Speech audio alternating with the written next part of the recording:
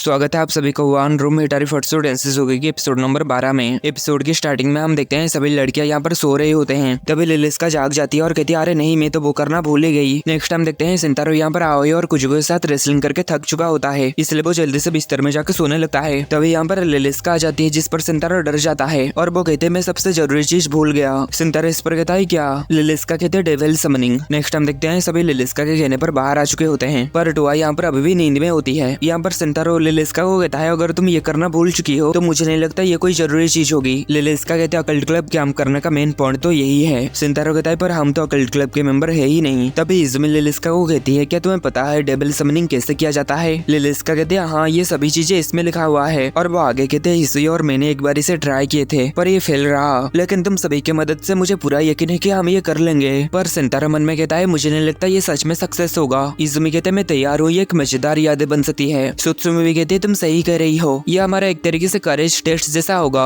लिलिस्का कहती है तो ठीक है, मैं चाहती हूँ इलोही मेट्साइम मंत्र का ट्राई किया जाए। सुत्सुमी कहते हैं इलोही मेट्साइम ये तो एक फेमस मंत्र है ना? लिलिस्का कहते हैं चलो इस मंत्र को 3 बार बोलते हैं, और ईमानदारी से कहूँ तो मुझे ये नहीं पता कि क्या सामने आएगा। सिंतारो कहता है जो भी आए पर डेविल ना आए। लिलिस्का कहते हैं आमतौर पर इसे डेविल को बुलाने के लिए यूज किया जाता है, लेकिन ये स्पेल किसी भी तरीके के स्पिरिचुअल बीइंग को बुलाने के लिए काम कर सकता है, इसलिए हम किसी स्पिरिट को बुलाएंगे डेविल को नहीं। और यहाँ पर सिर्फ वही स्पिरिट आएगा जिसको यहाँ पर आने की इच्छा होगी। पर सिंतारो को अभी भी नहीं लग रहा होता है कि कुछ भी सामने आएगा। सुत्सुमी कहते हैं मैं इसके लिए काफी एक्साइटेड हूँ। इज़ुमी कहते हैं क्या इस तरीके की चीजें करने के लिए किसी तरीके की सैक्रिफाइस की जरूरत नहीं होती? लिलिस्का कहते हैं हाँ, मंत्र पढ़ने से पहले हमें उस काले मुर्गी को फाड़ देना चाहिए जिसने कभी भी अंडा नहीं दिया। तभी टोआ जाग जाती है और कहते हैं ये बहुत ही क्रूर है। लिलिस्का कहते हैं इसलिए इसके बदले हम जले हुए मुर्गी का सबका कुकीज का यूज करेंगे। सिंतारो यहाँ पर मन में कहता है तुम्हें क्या लगता है इससे ये काम करेगा? देन लिलिस्का उस कुकीज को तोड़ देती है। आगे लिलिस्का उस कुकीज को एक प्लेट में रख के मंत्र बोलने लगती है। साथ में बाकी सभी भी इस मंत्र को बोलते हैं और इस मंत्र को वो सभी 3 बार बोलते हैं। मंत्र को 3 बार बोलने के बाद वहाँ पर बहुत तेज हवा चलने लगती है और वहाँ पर एक हवा का बवंडर बन जाता है, लेकिन कुछ समय के बाद हवा गायब हो जाती है और उन सभी के सामने सीयू प्रकट हो चुकी होती है, जिसे देखकर टोआ और सिंतारो काफी ज्यादा हैरान हो जाते हैं। सीयू टोआ को देखकर उसे वो पुकारते हैं कि तभी वो गायब हो जाती है। ये देखकर ये सभी काफी हैरान होते हैं कि सच में ये मंत्र काम किया। इसमें कहते हैं हमें एंजल को समन किए, और लिलिस्का तो यहाँ पर ये सब देखकर बेहोश हो जाती है। टोआ यहाँ पर सिंतारो को पूछती है क्या ये वही थी? सिंतारो कहता है हाँ वो सीयू ही थी। इसमें कहते हैं ये रिचुअल तो सच में काम करती है, लेकिन वो इतनी जल्दी गायब क्यों हो गई? लिलिस्का तभी उठ जाती है और कहते हैं क्योंकि शायद पहले से ही यहाँ पर एक एंजल मौजूद है। टोआ इस पर सॉरी कहती है। लिलिस्का कहते कोई बात नहीं, अब हम जानते हैं कि रिचुअल सच में काम करता है। इसमें कहते तो फिर चलो इसे दोबारा करते हैं। लिलिस्का कहते तो क्या इसका मतलब ये है कि तुम क्लब में ज्वाइन हो गए? इसमें कहते हाँ ये बहुत ही बढ़िया था इसलिए मैं ज्वाइन होऊंगा। देन ये सभी काफी एक्साइटेड होते हैं समनिंग रिचुअल के लिए, पर सिंतारो और सुत्सुमी यहाँ पर दूर खड़े होकर सोच रहे होते हैं यहाँ पर तो पहले से ही सभी प्रकार के स्पिरिचुअल बीइंग है, जैसे कि कापा, एंजल, वैम्पायर, युकियोना, तो फिर ये और किस तरह के स्पिरिचुअल बीइंग को समन करेंगे? और सीयू यहाँ पर कंफ्यूज होती है कि अभी यहाँ पर क्या हुआ। नेक्स्ट हम देखते हैं ये सभी यहाँ पर घर आ चुके होते हैं। तभी इज़ुमी सिंतारो को कहती है चलो कुछ मजेदार चीजें करते हैं, जैसे कि पटाखे जलाना या फिर कुछ और। तो यहाँ पर कहती है आखिर ये पटाखे क्या है? इस पर इज़ुमी उसे समझाने लगते हैं कि पटाखों को जलाने से बहुत सारे कलर के लाइट चमकते हैं और कुछ पटाखे बहुत जोर से आवाज करके फटते हैं। पर टोआ अभी भी समझ नहीं पाती और बहुत कंफ्यूज होती। सिंतारो कहता है मुझे यकीन है कि ये बहुत मजेदार होगा, लेकिन मुझे नहीं लगता हमारे पास पटाखे होंगे।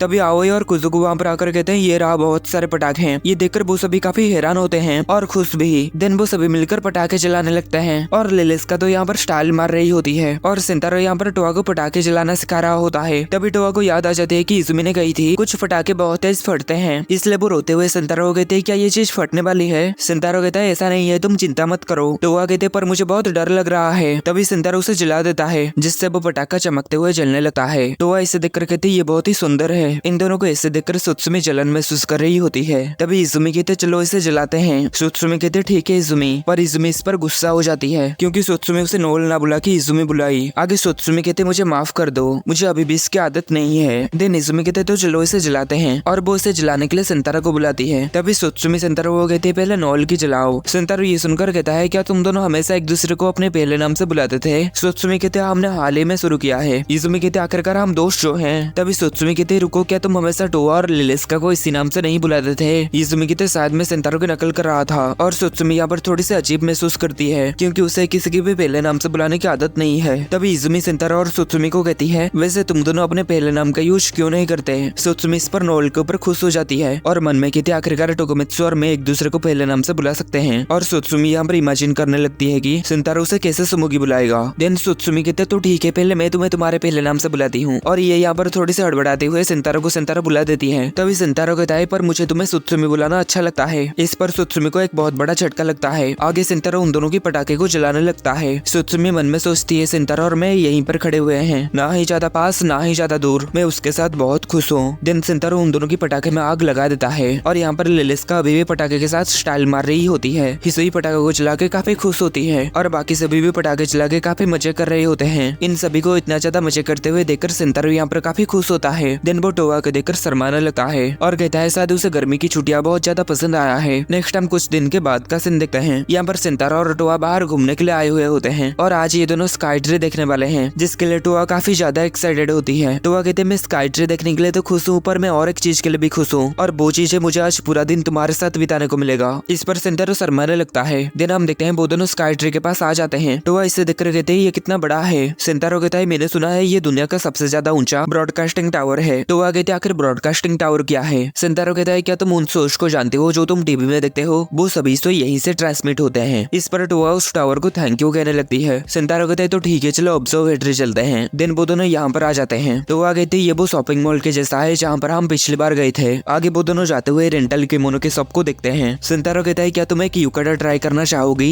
जिस पर टोआ कहती है हाँ। दिन हम देखते हैं टोआ युकाटा पहन चुकी होती है और सिंतारो को कहती है मैं कैसी लग रही हूँ। सिंतारो तो उसे देखकर शर्मा रहा होता है और कहता है तुम बहुत ही क्यूट लग रही हो। टोआ इस पर उसे थैंक यू कहती है। दिन हम देखते हैं वो दोनों जाते हुए सभी लोग टोआ को ही देख रहे होते हैं और कह रहे होते हैं कि ये कितनी क्यूट है। दिन हम देखते हैं वो दोनों टिकट काउंटर पर आ जाते हैं। ऑब्जर्वेटरी जाने पर टिकट 2100 यान होता है और अगर उसके ऊपर ऑब्जर्वेटरी गैलरी जाना हो तो टिकट 3100 यान होता है। सिंतारो कहता है कोई बात नहीं, क्योंकि हम यहाँ तक आ चुके हैं तो चलो ऊपर तक चलते हैं। तभी सिंतारो नोटिस करता है आज ये बंद है। तभी टोआ उससे पूछती है क्या ऊपर जाने के लिए पैसे लगते हैं। सिंतारो कहता है हाँ। टोआ कहते तो मुझे लगता है हमें यहाँ नहीं जाना चाहिए, क्योंकि एक टिकट के पैसे में हम 15 मूलियां खरीद सकते हैं और 2 टिकट के पैसे में 30 मूलियां। सिंतारो कहता है कोई बात नहीं, मैं इतना ज्यादा मेहनत आज यहाँ पर आने के लिए ही कर रहा था। तभी टोआ कहते हैं क्या इस युकाटा के लिए भी पैसे लगे हैं। सिंतारो इस पर कहता है हाँ। ये सुनकर टोआ इसे उतारने लगती है। सिंतारो कहता है पैसे के बारे में चिंता मत करो और इसके अलावा मैं तुम्हें युकाटा पहने हुए देखना चाहता था और मैं तुम्हारे साथ ऑब्जर्वेटरी भी जाना चाहता हूँ। इस पर टोआ उसे थैंक यू कहती है। दिन वो दोनों 350 मीटर ऊंचा ऑब्जर्वेटरी डेक में जाने लगते हैं। दिन ये दोनों यहाँ पर आने के बाद टोआ इतने ऊंचे से सारे बिल्डिंग को देखकर कहती है बिना उड़े इतने ऊपर से ये सब देखना कितना अमेजिंग है। आगे टोआ इतने दूर से एक बंदे को एक बुक पढ़ते हुए देखकर कहती है लगता है वो बुक इंटरेस्टिंग है। ये जानकर सिंतारो कहता है क्या तुम्हारा आईसाइट सच में इतनी अमेजिंग है जिससे तुम इतनी दूर की चीजें आसानी से देख पा रहे हो। टोआ कहते हैं मुझे लगा कि ये नॉर्मल है। सिंतारो मन में कहता है एंजल सच में बहुत स्ट्रॉन्ग होते हैं। आगे टोआ कहती है ये सच में बहुत अमेजिंग है, मुझे यकीन नहीं हो रहा है कि इंसानों ने सच में ये बनाए हैं। दिन कुछ समय के बाद वो दोनों देखते हैं कुछ लड़कियों को जो कि इतनी ऊंचाई को देखकर डर के मारे कांप रहे होते हैं। टोआ कहते वो सभी ऊंचाई से डरे हुए हैं, पर तुम डरे हुए नहीं लगते। दिन आगे वो कहते ऊंचाई पर होने पर बहुत ग्रेट व्यू दिखाई देता है और बहुत अच्छा महसूस होता है ना। सिंतारो कहता है अभी हम बिल्डिंग के अंदर इतनी ऊंचाई पर है, अगर मैं बिना कोई सहारे आसमान से नीचे गिर रहा हूँ तो मैं भी डर जाऊंगा। टोआ कहते हैं क्या सच में। सिंतारो कहता है इंसान उड़ नहीं सकते, इसलिए अगर मैं बहुत ऊंचाई से गिरूंगा तो मैं मर जाऊंगा। इस पर टोआ काफी घबरा जाती है और रोते हुए कहती है क्या तुम्हें डर नहीं लगता, तुम सेफ नहीं हो। सिंतारो कहता है पर अगर मैं गिर भी जाऊँ तो तुम मुझे बचा लोगे है ना। टोआ कहती है हाँ बिल्कुल। सिंतारो कहता है तो फिर डरने की क्या जरूरत। दिन वो दोनों यहाँ पर आ जाते हैं और टोआ इसे देखकर कहती है ये बहुत ही सुंदर है। दिन वो दोनों यहाँ पर आकर एक साथ बैठ जाते हैं। टोआ कहते मैंने वहाँ पर देखा कुछ लोग बड़े बैग लेकर कहीं पर जा रहे होते हैं। सिंतारो कहता है गर्मियों की छुट्टियां चल रही है, शायद इसलिए वो लोग अपने घर वापस आए होंगे ताकि वो अपनी फैमिली के साथ समय बिता सके। तभी टोआ देखती है एक छोटा सा बच्चा अपने मॉम के साथ अपने घर वापस जा रहा होता है। उसे देखकर टोआ सिंतारो को कहती है क्या तुम्हें भी अपनी फैमिली की याद आती है, क्या तुम उनसे मिलना नहीं चाहते। सिंतारो कहता है खैर वो सभी फॉरेन में है, पर तुम्हारे बारे में क्या तुम अकेले हो, हेवन में सभी को मिस कर रहे हो। टोआ कहते मैं उनसे मिलना चाहती हूँ, पर मैं ये नहीं कह सकती कि मैं अकेलापन महसूस करती हूँ, क्योंकि आखिरकार तुम मेरे साथ यहाँ पर जो हो। सिंतारो कहता है मैं भी ऐसा महसूस करता हूँ, जब से तुम आई हो तब से मुझे कभी भी अकेलापन महसूस नहीं हुआ। टोआ इस पर खुश हो जाती है। दिन सिंतारो कहता है चलो लंच करने के लिए चलते हैं। टोआ कहते हैं ठीक है। सिंतारो कहता है क्या तुम्हारे पैर में दर्द तो नहीं है, क्योंकि तुमने वो सैंडल पहनी हुई हो। टोआ कहते मैं ठीक हूँ, क्योंकि मैं फ्लोटिंग करते हुए चल रही हूँ। दिन आगे वो दोनों बहुत सारे जगह जाते हैं और एक जगह पर आकर खाना खाते हैं। दिन वो दोनों एक टेम्पल में आते हैं। टोआ ये देखकर काफी हैरान होती है। दिन उन दोनों को घूमते हुए शाम हो जाती है और यहाँ पर इतनी भीड़ होने की वजह से टोआ सिंतारो से अलग हो जाती है। टोआ जो पीछे देखती है तो सिंतारो को ना पाके वो काफी घबरा जाती है। तभी पीछे से सिंतारो आके उसके ड्रेस को पकड़ लेता है। दिन वो दोनों ऐसे एक दूसरे के कपड़े को पकड़ के आगे बढ़ते हैं ताकि वो दोनों फिर से एक दूसरे से अलग ना हो जाए। सिंतारो यहाँ पर सोच रहा होता है आखिर हम ये क्या कर रहे हैं, हम एक दूसरे का हाथ को भी पकड़ सकते हैं ताकि हम दोनों अलग ना हो जाए। और टोआ भी यहाँ पर ऐसे जाते हुए काफी शर्मा रही होती है। दिन रात हो जाती है, ये दोनों वापस लौट रहे होते हैं। टोआ कह रही होती है कि आज मुझे बहुत मजा आया। सिंतारा कहता है मुझे भी आज बहुत मजा आया, पर ये बहुत बुरा हुआ कि हम गैलरी तक नहीं जा सके। तभी टोआ रुक जाती है और माफी मांगती है और कहते हैं ये इतना मजेदार रहा कि मैं अभी घर नहीं जाना चाहती।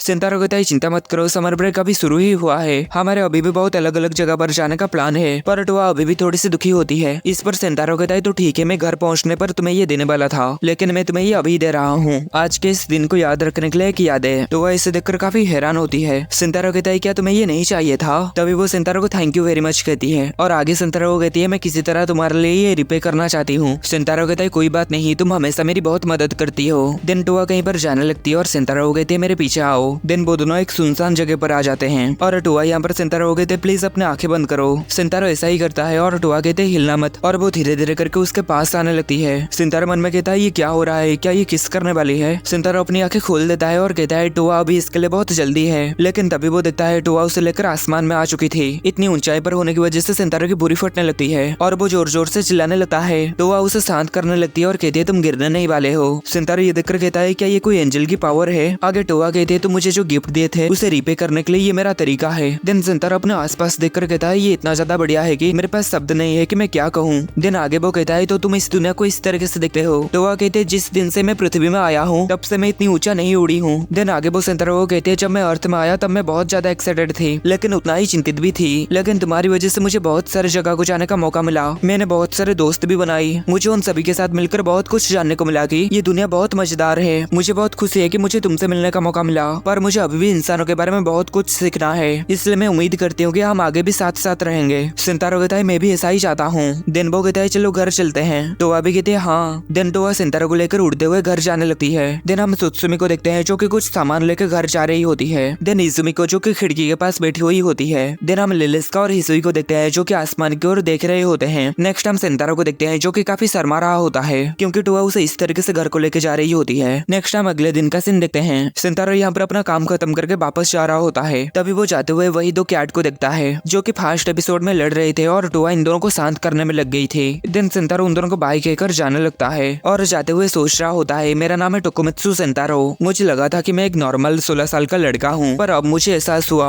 तभी हम देखते हैं टोआ को जो कि यहाँ पर घर के काम कर रही होती है। तभी यहाँ पर सिंतारा घर पहुँचता है जिस पर टोआ काफी ज्यादा खुश हो जाती है। तभी सिंतारा कहता है कि मैं बहुत ज्यादा खुशकिस्मत हूँ, मैं बिल्कुल भी नॉर्मल 16 साल का लड़का नहीं हूँ। तभी टोआ उसके पास आकर कहते हैं वेलकम होम, और इतने में ही वन रूम हिटारी फुत्सु टेंसेत्सु की सीजन 1 खत्म होता है।